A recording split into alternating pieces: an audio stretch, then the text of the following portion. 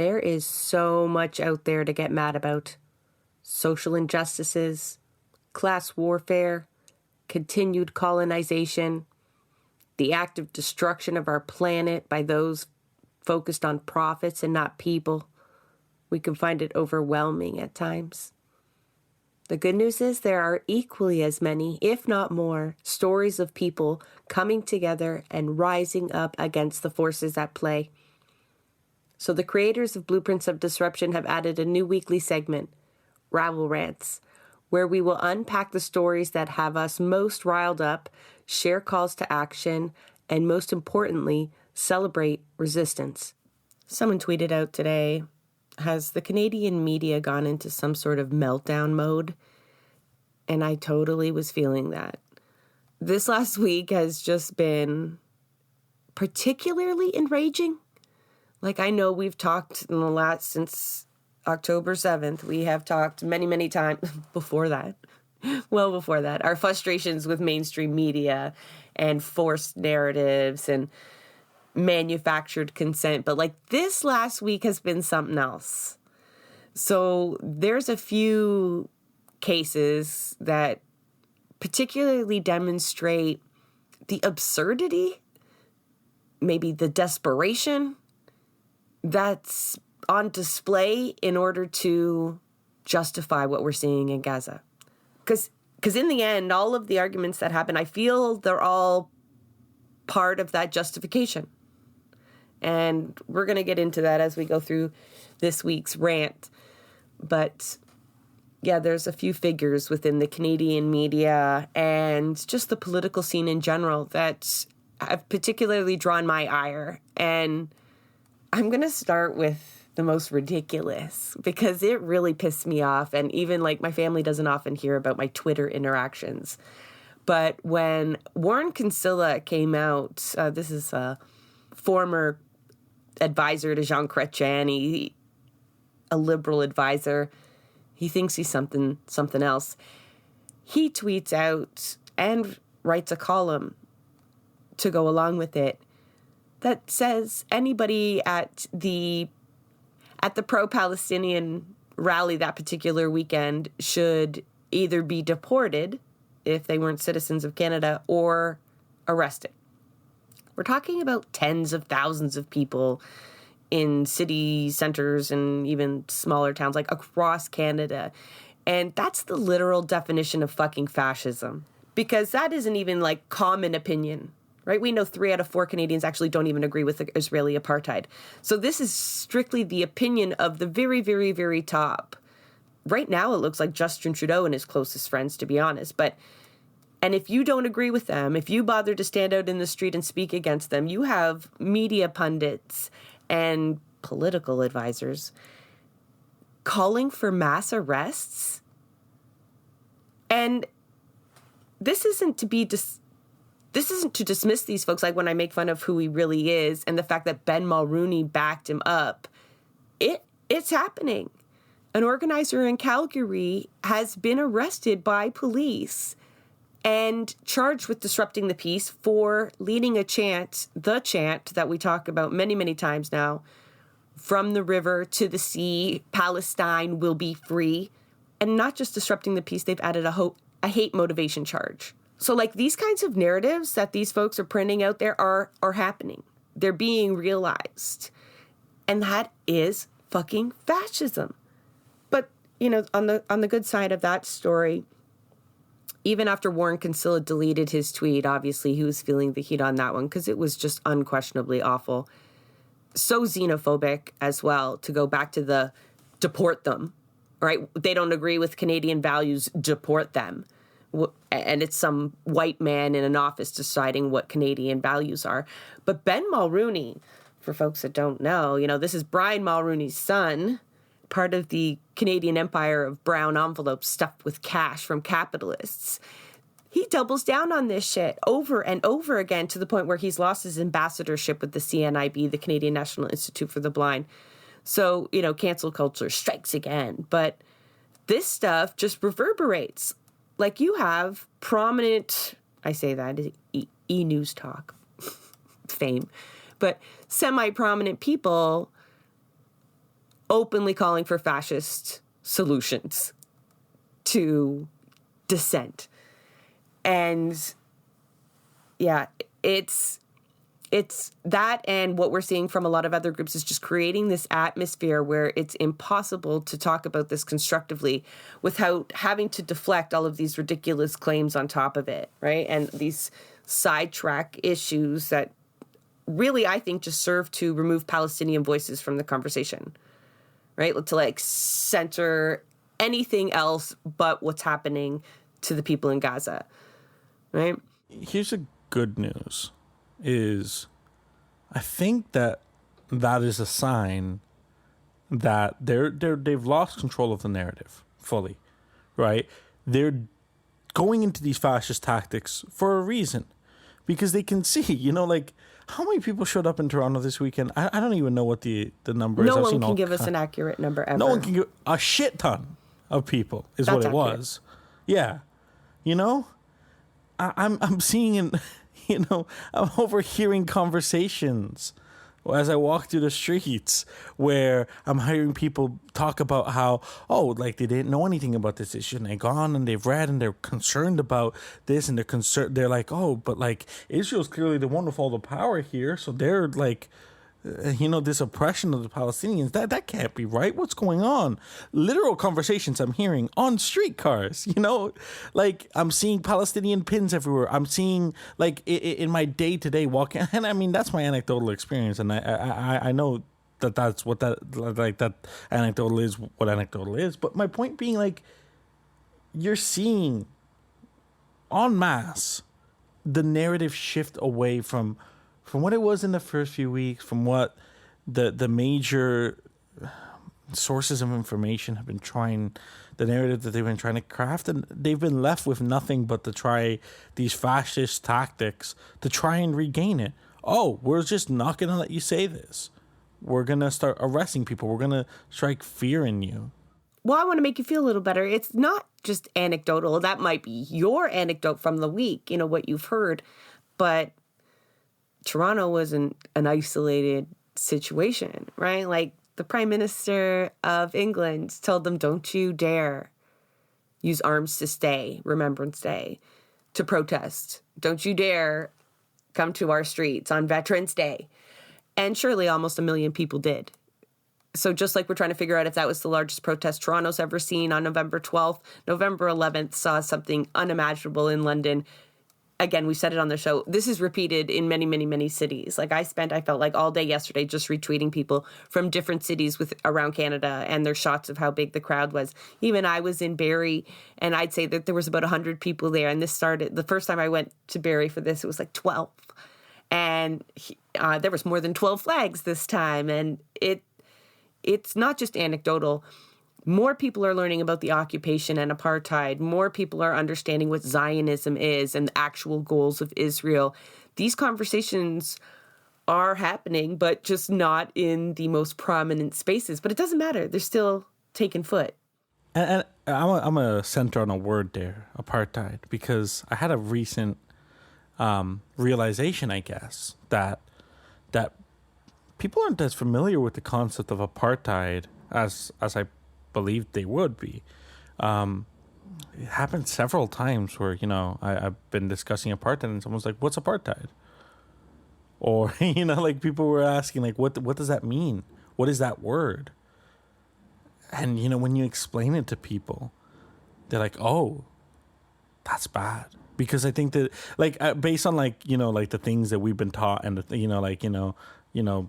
slavery bad and all these things, and like people look at apartheid and most people get it. That's not the world that we want to build, and it's part of the reason why they've made such an effort to not have that be part of the narrative. Oh yeah, because I asked you when you told me this, I was, do they not teach apartheid in school? And I'm so old; it's been so long since I've been in school, and my family taught me about South African apartheid and Santiago. We're like, no, and I'm like, of course not. We can't be showing Canadian children the model, right? Like, because they're going to draw too many parallels between our history and apartheid. And even when we had Chris Ramsroops on Justice for Migrant Workers, I mean, he was able to make the very strong argument that what those folks are experiencing is a form of apartheid. So But I would love to see, and we could look it up now, but I probably won't, the trends of terms. So how often are people now looking up apartheid versus what they were doing 40 days ago? Israeli occupation, like certain phrases that we needed in the narrative a long time ago are catching fire now. And there's no putting this back in the box. We can talk about people having short-term memory loss when it comes to politics, but this is something else. This is another one of those global collective traumas that we've experienced because we've watched what's happening firsthand to the people of Palestine. And so there's no erasing those images from people's minds ever again. You can then repackage it afterwards if that's possible. I just don't think you'll have the political capital to do that anywhere. But even if you do try, this is something else. This isn't something you could rewrite now, thanks to the reach of social media and whatnot. But I want to go back into that desperation that we're seeing, right? The stuff that really kind of got me pissed off this week centered on what you see in social media, and that has a huge impact. And in particular, CIJA. That is the Center for Israeli and Jewish Affairs. They sent out 2 really awful tweets that had the fingerprints of actually being manipulated. And surely, blatantly, I can say with confidence, were completely misrepresented with purpose, with malice. So the first one, I'm sure we've all seen the footage of protesters confronting one another at Concordia University, fully showing everyone's face, tried to dox her, saying she said one word.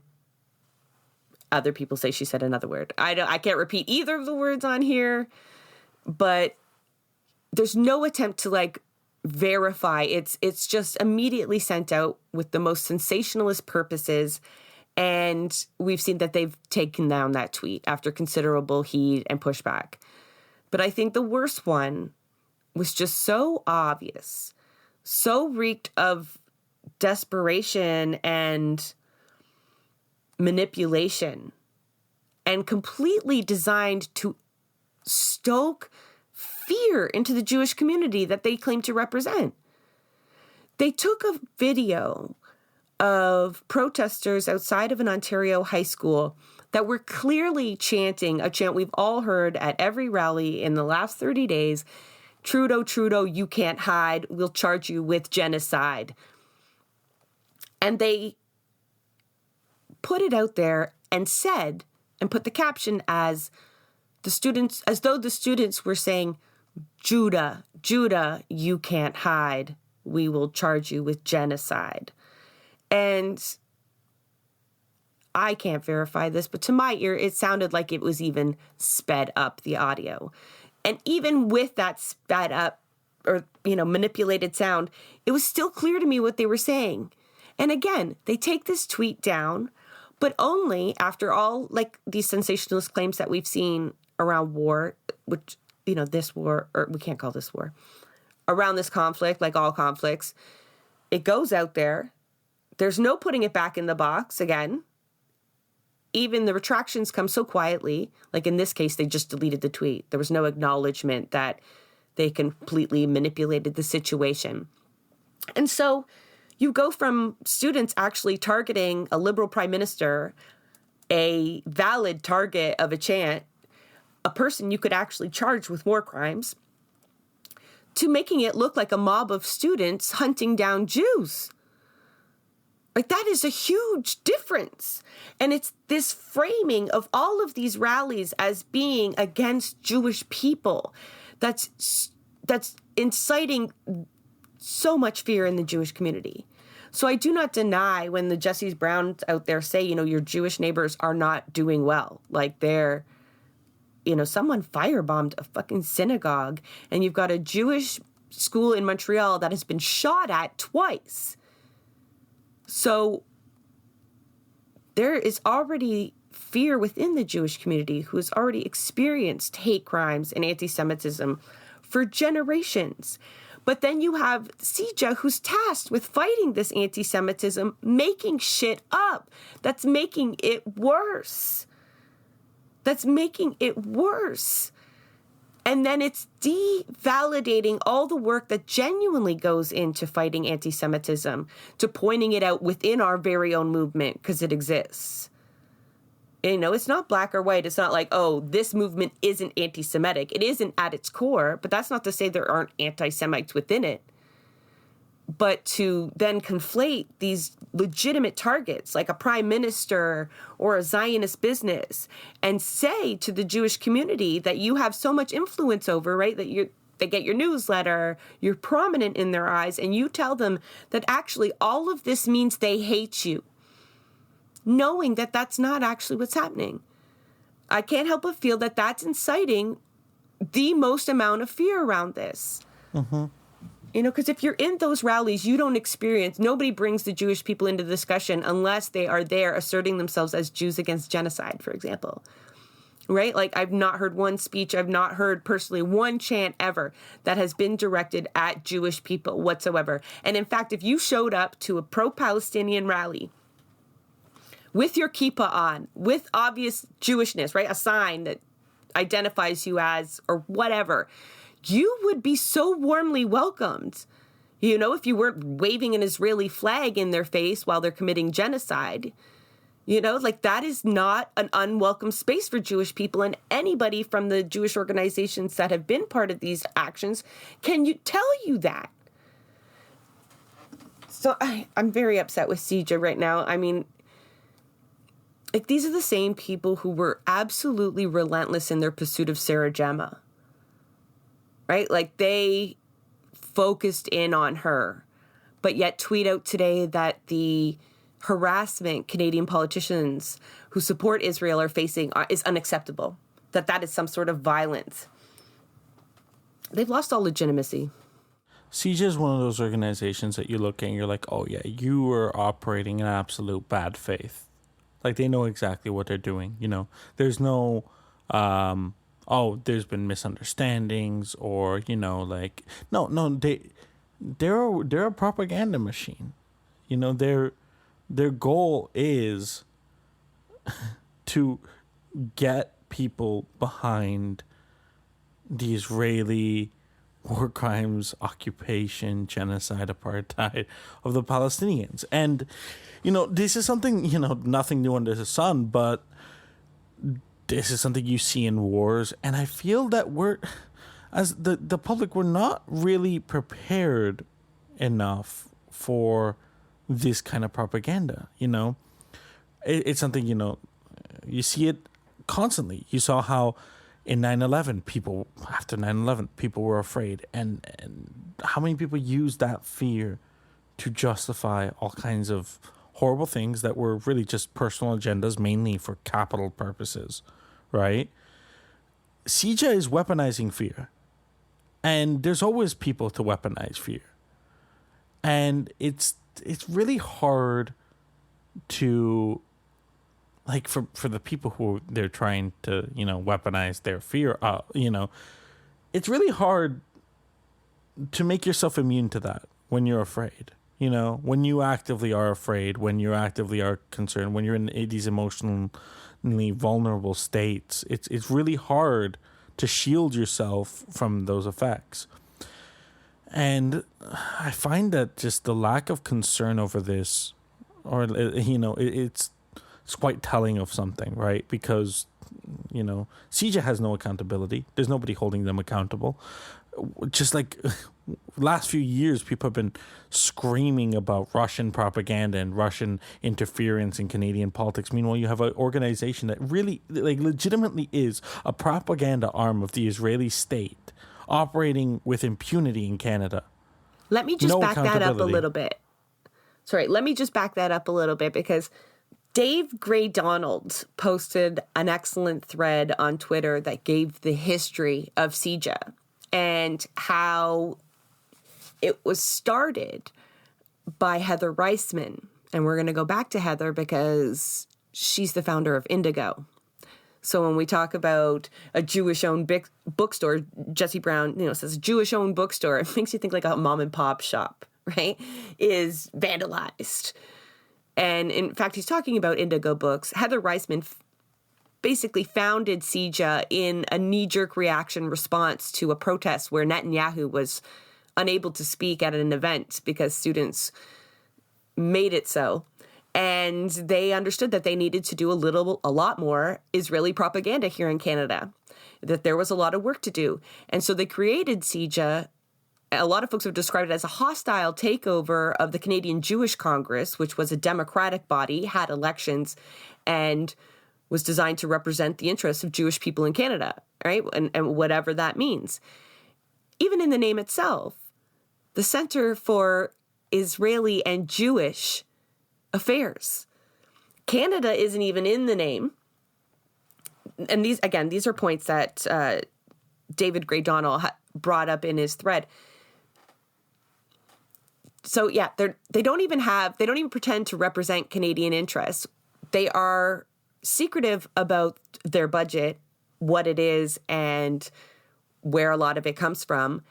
And we do know that they spend like tens of millions of dollars alone just in reiterating Israeli propaganda, almost line by line with the ruling party over there. And so Santiago isn't just generalizing. There's history there where they have taken what should have been Jewish interests here in Canada and centered it now on Israeli, and have intrinsically tied those two together as though they're the one and the same. And we've spent considerable time here on the show talking, especially with Jeremy Appel, on how Judaism and Zionism are not one and the same. And that is the prominent voice now here in Canada when the media, or let's say the Toronto District School Board, for example, are looking for prominent voices, authoritative voices on what anti-Semitism is. These are the people that they're going to. And that's a huge problem. Yeah, and one more thing about, when I say they're operating in bad faith, and I say this as someone, I'm learning all the journalistic ethics and everything, CIJA operates in a way that's very much like with an awareness that the first lie is the one that sticks, They post knee-jerk, reactionary shit immediately, such as, the whole claim of Judah, you can't hide, they delete it later, but they know that doesn't really matter. It doesn't really matter that they delete it. They're not somebody who has to respond to elections or accountability of any kind, right? So people are still going to remember that and believe that, and there's people who trust this organization, who trust that this organization is looking out for their interests. They're taking advantage of that. And they're taking advantage of the human psychology and the way, or even how social media works, right? You can see how many people would share that video, be like, "Oh, look at this!" But how many people are going to share a tweet that mentions that someone deleted a tweet, right? That's not as sensational. That is not going to get the same algorithm. Because right now, whenever there's times of wars, people are faced, and this happens en masse, everyone's faced with this uncomfortableness because we many of us hold different levels of humanitarian values and such, and then war calls into question all of our values, and if you're buying into, one side or the other or whatever, buying into the idea of war in general, you're going to have this rationalization to make, right?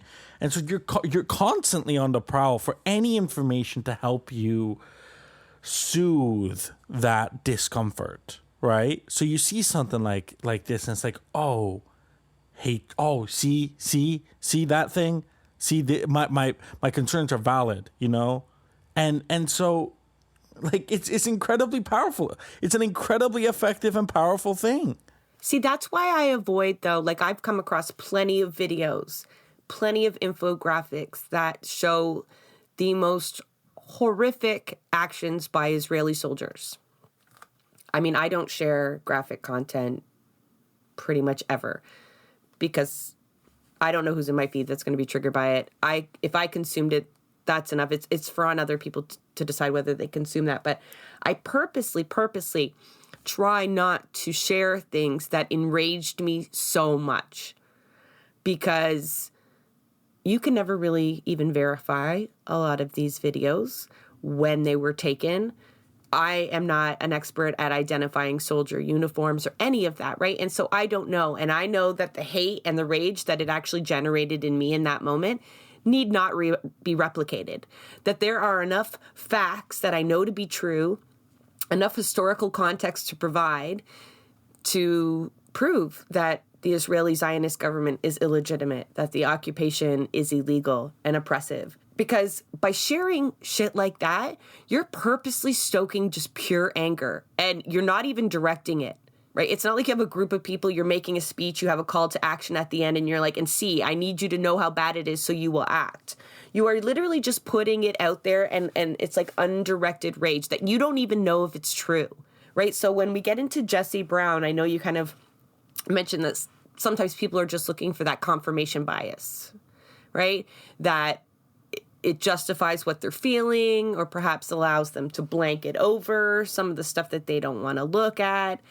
And often it serves to center themselves. And, you know, I tweeted I'm talking about Jesse Brown's tweet today too. He is a Canadian media publisher, Canada Land, a fellow podcaster, I suppose.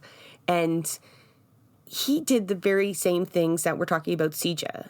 Like, he's purposely sent out 2 tweets that got a lot of traction, and they were complete bullshit. And the first one I'm going to get into is the boycott on Indigo that we hinted at. And he had framed that as an anti-Semitic targeting of a Jewish business. And we've seen Olivia Chow repeat, and a lot of people repeat, these refrains when it comes to actually Zionist business. I mean, we talked about Aroma Cafe on a previous episode, but Indigo is a different beast altogether. And Jesse Brown has been in the game long enough to know that Indigo has been a valid boycott target since 2007, since it became apparent that Heather Reisman, the founder, not only was at the center of what we talked about earlier in terms of CIJA, but she founded Heseg Foundation, that's HESEG, Foundation for Lone IDF Soldiers. What it is, it's a recruitment program for foreigners to join the IDF that operates on Canadian soil. I hate saying Canadian soil, that's such an awful term. You know what I'm talking about. So that's illegal, really. It's done under this like guise of a charitable foundation. But you are recruiting for a foreign military service in another country. That is illegal in Canada, but the IDF do it all the time. So it's not a Jewish-owned business. Reisman is Jewish. But that's not what her identity is based on when you look at the work that she's done. It's a Zionist. That is what her predominant work has been done. It's about centering Israel and their needs, not as a Jewish-owned business. And so he knows this. Jesse Brown knows this. That is, like, when we're talking about bad faith actors and arguments, he became one when he printed that. And then, you know, buried in the replies, he's acknowledged that he's gone off base, but he doesn't remove the tweet.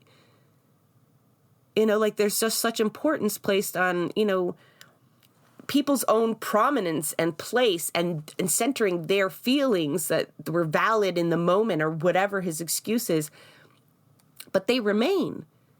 And for me, that is so problematic because if this isn't a right-wing publication, this is considered a left-wing media publication, independent media, things that we have promoted on the show, not Canada Land specifically, but the need for publications like this.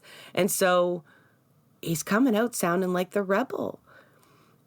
And I don't know, like that, I got particularly upset with this, especially, we always talk about when it comes from within. And he does it again. There's a CTV article that he republishes using their awful headline, and we've seen so many awful headlines these days, like CP24 called the last weekend Hamas Israeli rally in Toronto. Like that was their headline. But, Jesse Brown, he repeats this stuff. If you read deep within the article, the police say it was not hate-related. There were no anti-Semitic messages left. And I'm not one to side with the fucking police, but believe me, they would be loving to lay hate crime charges. We've already given examples of them doing that. And if they were presented with no evidence of the contrary, you know what I mean? And Jesse doesn't even bother to mention this within his description of it. Yeah, I don't even know. It's exactly what we were just talking about, right?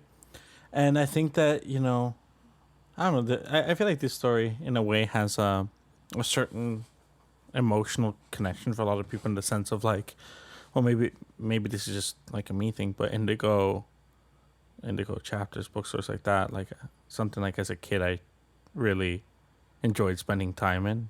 I was a bookworm, being surrounded by, like, all these books, and, I used to, like, go to a mall. What was the first place I want to go to?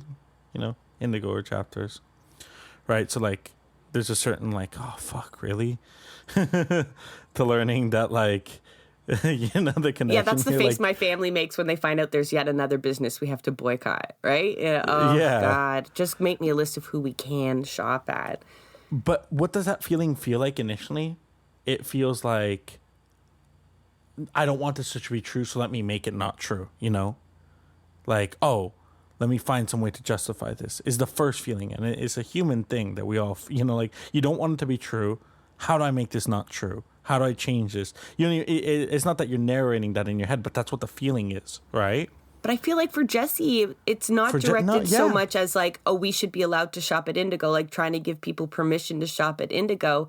He's trying to frame all the actions of pro-Palestinian work as anti-Semitic. He says he's not. Yeah. But step by Jesse's step, he's completely doing lost that. it there. Like, I'm more saying about the effectiveness that this has on the public reading it, reading about this. This is something that people are going to be feeling, and there's a reason that these, like, these are things that no one seems to think about, like, in terms of, like, whenever we're, like, spreading information, it's like, we have to, like, think of, like, how will these things be perceived? How will these things be received, And that's kind of, like, what I'm trying to think about here, because, like, I know that, like, I didn't want it to be true, But then it's like, okay, that's exactly it. Like, Jesse, is supposedly a journalist, right? Like, you have, like, a bit of a responsibility here then to, like, figure out these points. You have to like, there is a responsibility to the public, Because, no, there was not anti-Semitism happening there.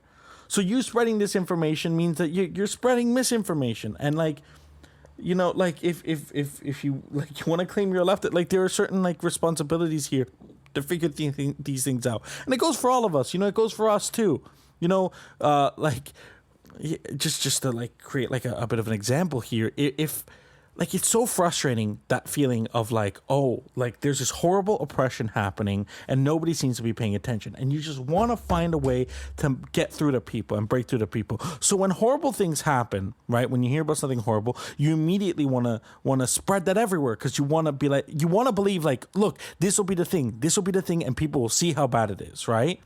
And so we're prone to, if someone was to attempt to use our frustration to spread misinformation, I'm sure many of us would be susceptible to it, right? But that's why we have to be constantly vigilant. That's why we have to be making an effort, because that frustration, that, like, it lies in all of us, right? And so, but, like, if you call yourself a journalist, that goes fucking not even double. That goes like 5 times for you. You have a fucking responsibility to make sure that your information, you dot your I's, cross your T's, you know what's going on.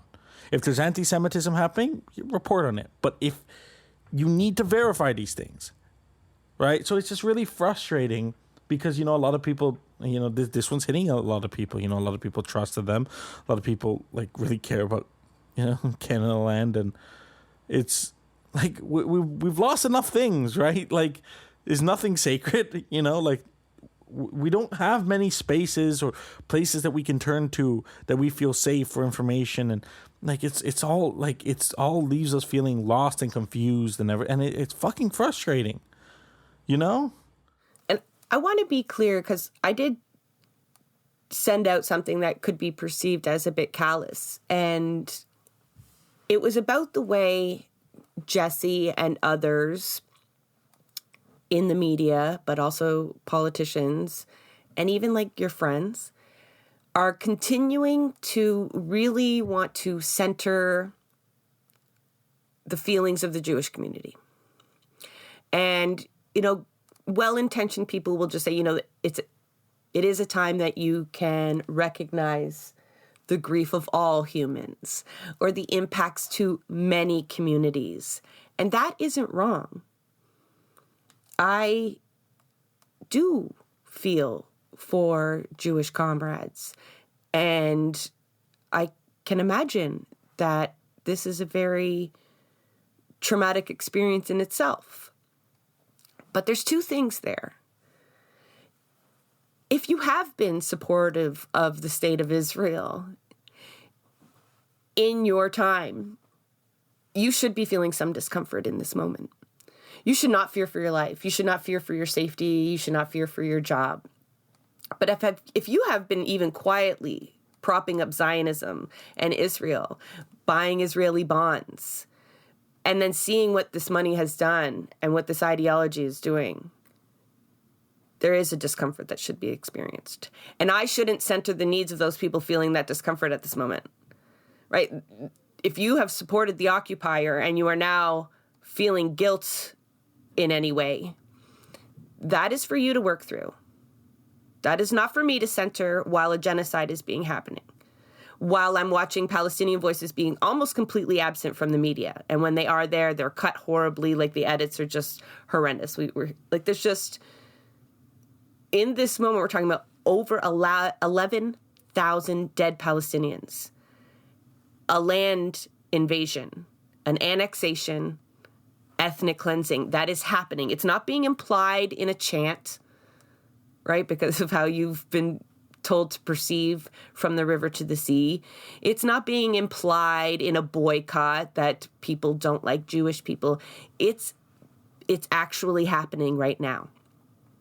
So for me, it's important to be centering Palestinian people in this moment. This is a crisis. It is urgent. There is no actual time and space for us to work through that other shit. I'm sorry. And it comes off as really white supremacy to say that, yeah, but what about how Jewish people are feeling right now? And, I'm not completely rejecting whataboutism either, because I've played that. When we were funding Ukraine, I did say, what about Palestine? We were criticized for that. Joe Roberts went down in flames famously for saying that the left just absolutely cannot mention Palestine in this moment because that is to legitimize it. But at the same time, like this whataboutism and centering Jewish fear, it's problem because Netanyahu is using that fear to justify what he's doing right now.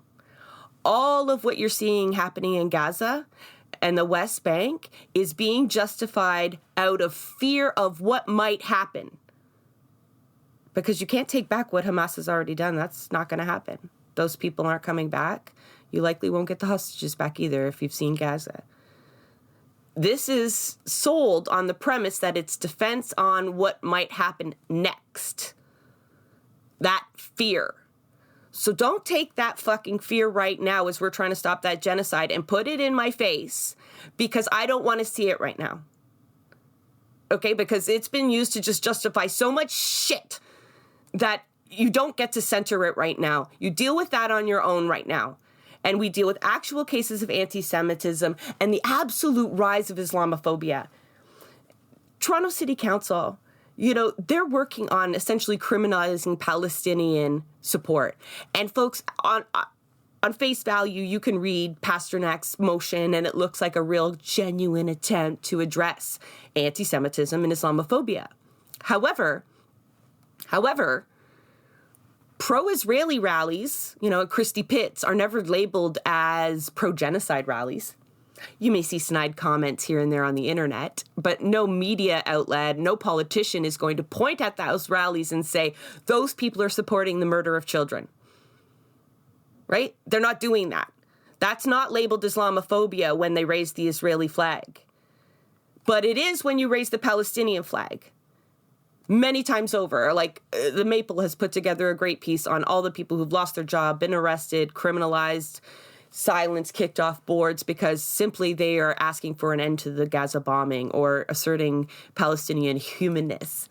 You know, that is actively being sold as a criminal intent, terrorist intent. So when you see motions like this before City Council and Olivia Chow looking like she's ready to support it, I believe it passed first reading, or I believe it passed. I would need to. I'll link folks. Yeah, I think it did. So it's not just an attempt to lessen hate.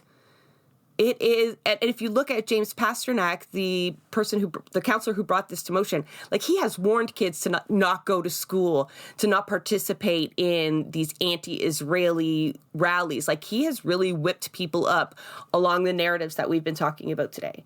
And so he is the author of that motion. You can bet your bottom dollar it is not designed to address Islamophobia whatsoever, that it's strictly there to do this. And so from the media pundits to the political personalities that we thought we could fucking trust, they've almost all let us down. Absolutely. Absolutely. It's what we've just been talking about here. It's just weaponization. And like, it's history repeating itself. I think that's one of the most frustrating parts about watching everything unfold. It's just like how much it's all just a cycle of history. You know, how many times we've seen such things play out again and again. People want to paint the narrative that like there's something unique and special and complicated and different about this. No, there isn't. We've seen this kind of situation play out time and time again. You know, like I brought it up before, you know, when I talk about atrocity propaganda, but in justification of the Gulf Wars, there was that story of, you know, that Iraqi soldiers were taking Kuwait babies out of their incubators and leaving them to die, right? That turned out was fabricated by a think tank, right? But that got spread everywhere, and people were afraid and angry, and all of these emotions, and then how many people died because of that fake story, you know?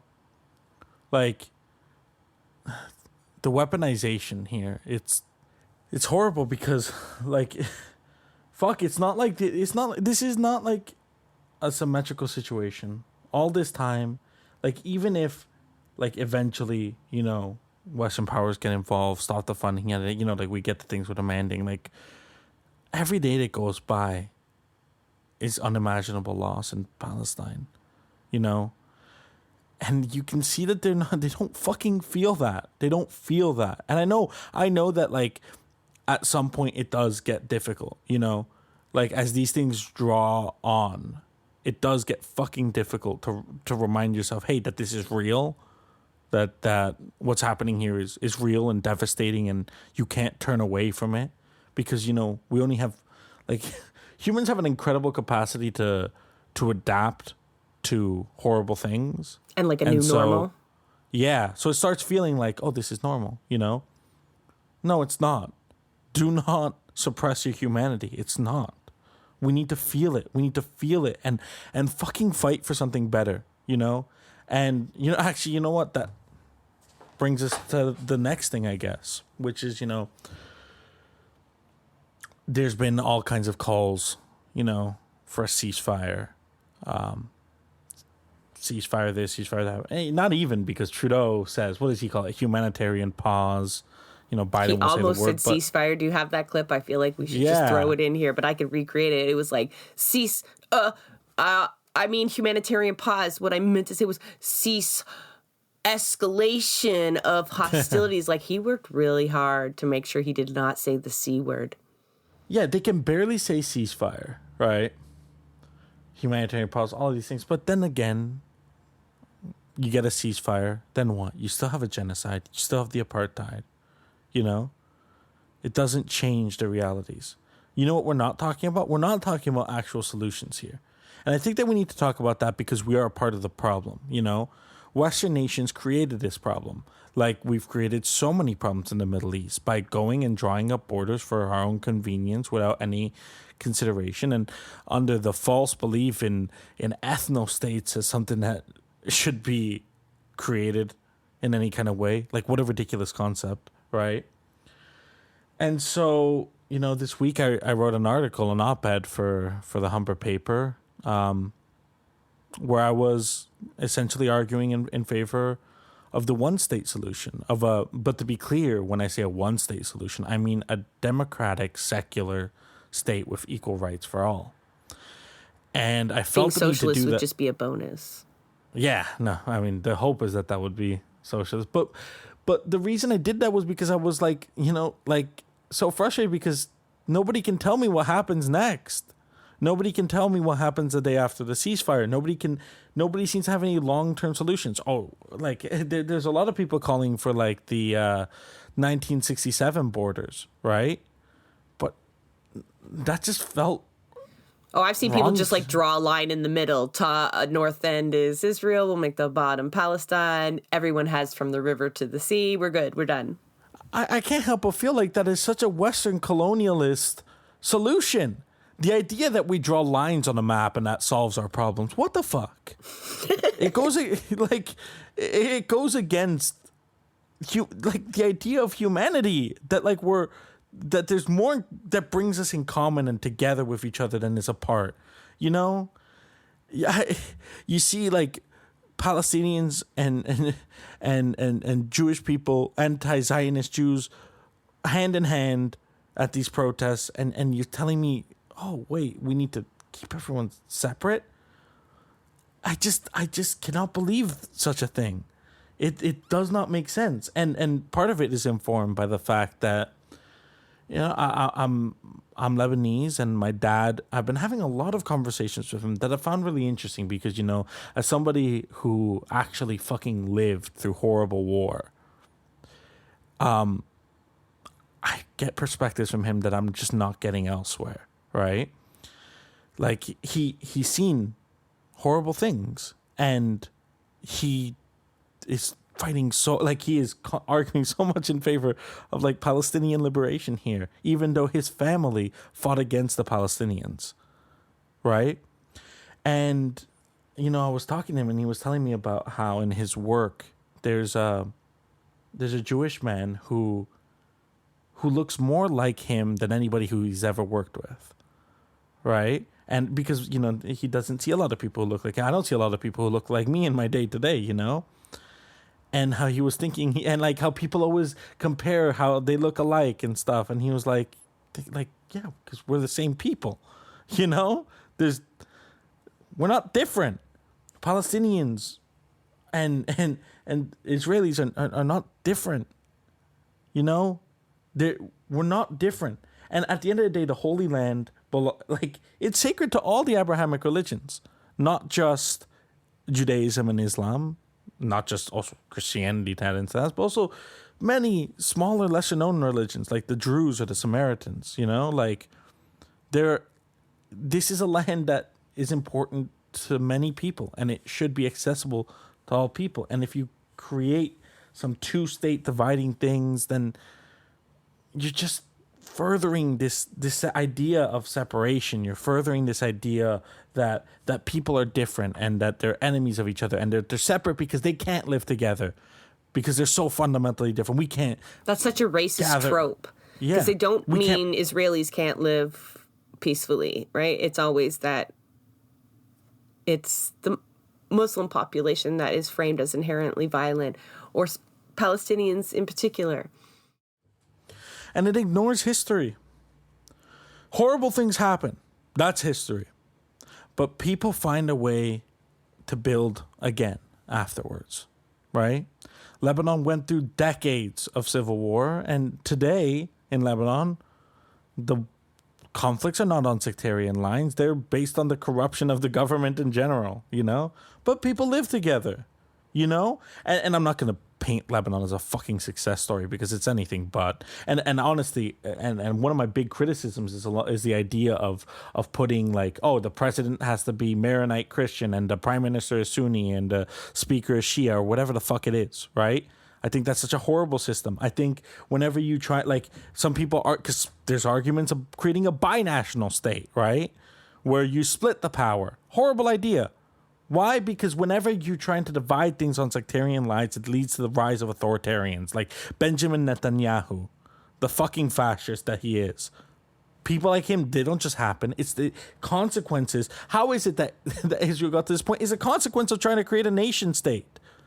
Because it's inherently built on the idea of supremacy, which is an authoritarian idea that lends itself to other authoritarian ideas, that lends itself to the rise of fascism. We cannot have that. This is not the kind of world that we should be building. So the idea, just point of it being that like, and just another example, of course, being Bosnia and Herzegovina, where, you know, a binational nation. I still don't believe in the concept of binational nations either, but, you know, they have like 3 presidents, of like Croatian, a Serbian, and a Bosnian president, but, you know, it's one country. Like, anyways, my point being more along the lines of, when I'm looking at this situation, I'm looking at my values.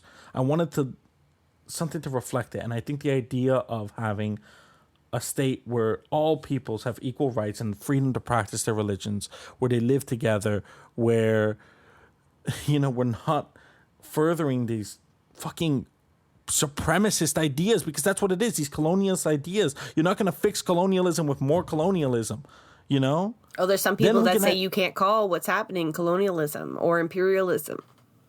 Like, you know, they want to remove that. This idea was framing. literally created by the West. You know, this was the brainchild of the UK, and like, this was literally colonialism, just like the creation of all of the fucking borders in the Middle East were colonialism. Like, it's not just Israel, Palestine, it's every fucking border there. It's most of fucking Africa, you know? I think the more you point that out, the more easier it becomes to understand why Canada has taken this hyper Israeli defensive position, almost to the isolating on the world stage. Right? We are really out of step, and a lot of people scratch their head. And we've talked about the colonial imagination, but, you know, defending this model and not calling it into question or framing it as colonial, you know, is super important to the Canadian state for itself to remain legitimate. Because Bob Rae, a lot of folks, you know, you got the former UN ambassadors, Canadian ambassadors to the UN, just aghast at our recent voting record in the UN, especially when you put it into context of what's happening right now, that we've actually reversed our position. So much gains had been made in terms of, you know, the Palestinian diaspora and political maneuvering and whatnot that's happened to get Canada to come around a little bit on its position within the UN and on the state of the illegal occupation. But even before this fall's escalation in hostilities, Canada started to really change its tact again. And I watched a really great 6-minute video by Breach Media. As always, I'll link that.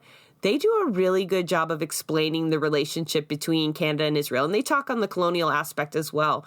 But really, what it boils down to is U.S. interests and aligning with U.S. interests and wanting to appear as like major players on the stage. But just to give folks how out of step of the rest of the globe that we are, that many states now have recalled U.S. ambassadors or have recalled their Israeli ambassadors. They have cut political ties. There's motions going to the UN very rapidly now to deal with the situation, and Canada has either abstained or voted no. And on the most recent one, it was so basic to, like, we got into a discussion about the UN and its lack of teeth, that a lot of it essentially are just really statements that don't have any tangible repercussions tied to them or anything. But this one here on November 12th, it was really just for force Israel to fall under the Fourth Geneva Convention, right? It's Israel to accept the fact that they need to apply to those standards, which means if you occupy somewhere, you need to make sure that you don't bomb their fucking hospitals. So you need to make sure that they have medical care. You also, there's all sorts of criteria that are set in the Geneva Convention on how you're supposed to act if you do occupy somewhere, even though you're not supposed to occupy anywhere. So just to speak to the meaningless of this shit. But even Canada, another one of the criteria is important to mention there for this convention is that you're not supposed to be transferring your population into the occupied territory.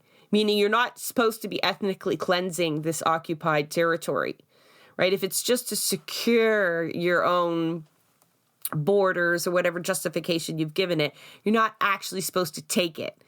That's annexing it. That is then, that's ethnic cleansing. Then you're falling into what we're seeing, genocide. Because not only have they been systemically eating away at the West Bank illegally, right? This is all established illegal by international law, ruled like 2004 or something ridiculous. And they just incrementally taking. But now we've actually seen them annex Gaza, right? The complete north of Gaza is like essentially under the control of the Israeli army. They say they were not going to cede security of the area to it. I can't see them doing so. And so even Canada, when asked to just have them at least take on the role of an occupier, the legal framework, Canada's like, no. And we voted only with the U.S., Israel, Hungary, and like these three Micronesia, these three small island nations. Pacific Island nations, which, for the record, the colonialism there, no one fucking talks about, but half of the Pacific Islands is still owned by either France, the U.S., or England. Not only that, but they rely on Western nations on a lot of aid, and they are these are islands that will soon be underwater. And so they're completely beholden to Western nation support because of climate disaster. So it gets even more awful as you look at it, right? So obviously their votes are being leveraged, but these are the actors that Canada is standing with. Santiago, fucking Russia and Ukraine voted together on this. Okay? They voted that, yes, as an occupier, you need to at least follow these rules. Israel, will you at least agree to that? They could come together on this, but Canada still stands apart. Like, that is fucking horrible. So Bob Rae's really drawn the ire of this, right? He is the focal point. Obviously, he's not making all of the decisions. But, like, this is a man whose job, like, if you looked at his feed, you would not know that there's a genocide happening. And he is our ambassador to the UN. He has a role to play here. And someone pointed out, Michael Buckhart made a great point that if you look at his feed and the last time he spoke of Al-Shifa Hospital was to repeat those Israeli claims that there is a Hamas headquarters underneath it. And now we know 15 days after that tweet, that hospital is completely surrounded by Israeli tanks after being bombarded, after being blockaded of water, medicine, and anything possible. This is the hospital that has the 39 babies in incubators. 2 have already passed away. I haven't gotten any updates as to their situation because the World Health Organization can no longer really communicate with them there. Side note, what's up with Hungary? Because I noticed that they're frequently a dissenting voice here. Like they're like one of those. It's like you'll see a vote like this, like Canada, U.S., Hungary. What's up with Hungary? I don't know. What's one of our on? Viewers has to tweet at us and see if they can explain that to us. I guess my geopolitics isn't on point here. I've noticed this a few votes. So but anyways, yeah, no, it's like we even abstained from asking for humanitarian truce. So, like, Trudeau won't say ceasefire, but and he says over and over again to our face that yes, he supports humanitarian pause. Like, that's as far as we've been able to come along. But when it's time to vote on humanitarian pauses, we abstain. So those two-faced assholes, they aren't even doing what they're talking about in the media. Those small concessions that we get them to make in the media still don't fall into any fruition. And this is why what we're doing here is so important, right? Like, when we talk about the West being an active participant, that's what we mean. They're actively not just funding and endorsing, like they're funding it, they're endorsing it. they're fighting for it on a global stage. You know, we're actively complacent in this, not more than complacent. We're participants, right? Which is why we need to stand up, which is why we need to keep putting pressure, because what a fucking contrast to what Toronto looks like, you know? Like the thousands and thousands of people marching in the streets of Toronto. What a fucking contrast to that. It is. Right? And I think that's a huge miscalculation. Like, between like what their political careers will look like down the road, I believe they're all going to suffer from this, but also the imperialist intent behind this has suffered. The masks are off, and there has never been this kind of support for Palestinian resistance ever. And it wasn't created by the conditions Hamas created. Israel is to be credited for really waking the world up. And our guest last week talked about this when they talk about delegitimizing Israel by sometimes forcing state actors to demonstrate the level of cruelty that they will go to is a necessary step in demonstrating the whole illegitimacy of the occupation. And as horrible as that might imagine, like, and just like the Israeli citizens that can't be brought back despite the incredible violence that's been visited upon Gaza, we won't get those 11,000 people back plus. Like, they won't come back, but they are martyrs because I believe their deaths must have purpose now. They have to. If that's all we can do is give their deaths, because we try to stop it, right? Like every day we try to stop it. We can't. It's not stopping. It's getting worse. So they have to have meaning. They have to. And it's why, like, we can't stop imagining, you know, that better world. And that's why, you know, one thing I talked about in my article was the West owes some serious fucking reparations, you know.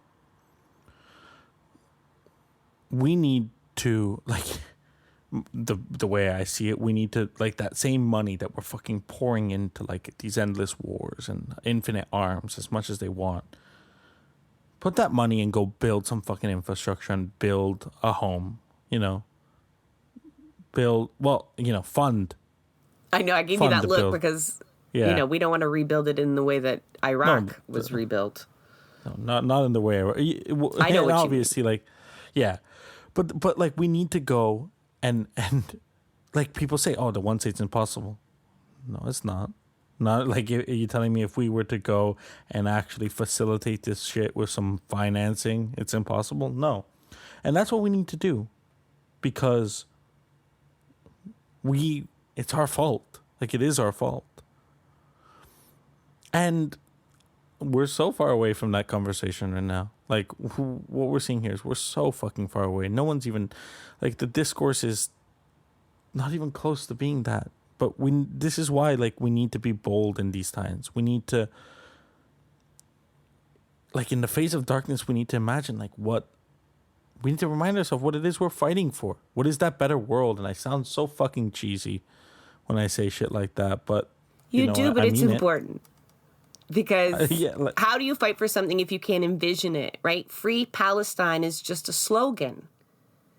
If when asked, what does that look like, you don't have an answer, right? Then you can fight for people and for justness and all of that and understand that it's still a valid fight. But it takes a different meaning and a different level when you can have that vision. And in the end, you know, that vision has to be determined by the Palestinian people, right? What that rebuilding looks like, what that nation looks like, needs to center the voices of Palestinian people because they've been completely erased for so long, right? And although there's like clearly so much work to do in terms of bringing politicians around, or, whatever that work is going to end up looking like, I am absolutely buoyed by the fact that especially youth are not going to let this go. And I think, as awful as everything has been, I believe we are closer to realizing a free Palestine than we ever have been. And nobody wants to have gotten here this way. But all other efforts to bring people out in the way that they've come out, right, and holding the line the way that the diaspora has been begging us to do before this happened, before it escalated to this point, but it didn't, right? We didn't do enough before it was too late. And we don't have to hold on to that. That's not to sit with guilt, but it is certainly to double our efforts at this point. And not have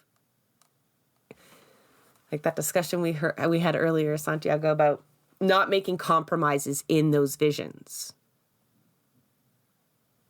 Because socialists are always accused of fighting for a utopia, right? Framed as an unachievable utopic vision. But folks can't allow that to happen in this case. Right? Because there's been so much compromise and concessions made. And as we go through this, there'll be so many people that want to water down that vision or colonize it. And to maintain the Palestinian vision of what a free Palestine looks like is so important. That's why I really get upset when people try to shut down from the river to the sea. Because it's not about what they think it means. Maybe some people have been told that's what it means, and so that it scares them, but that's not what it fucking means. But it's been weaponized because of the borders it suggests, right? An undoing of what has been done. And that is unacceptable to imperialists, to go back to a full and recognized Palestinian freedom from the Jordan River to the Mediterranean Sea, like they were. Full restitution, right? That is why that is being criminalized, because that can't be normalized. That can't be the vision. That would be unacceptable to U.S. interests in controlling oil in the region. And that's the bottom line. That is a wrap on another episode of Blueprints of Disruption. Thank you for joining us. Also, a very big thank you to the producer of our show, Santiago Helou Quintero. Blueprints of Disruption is an independent production operated cooperatively. You can follow us on Twitter at BP of Disruption. If you'd like to help us continue disrupting the status quo, please share our content, and if you have the means, consider becoming a patron. Not only does our support come from the progressive community, so does our content. So reach out to us and let us know what or who we should be amplifying. So until next time, keep disrupting.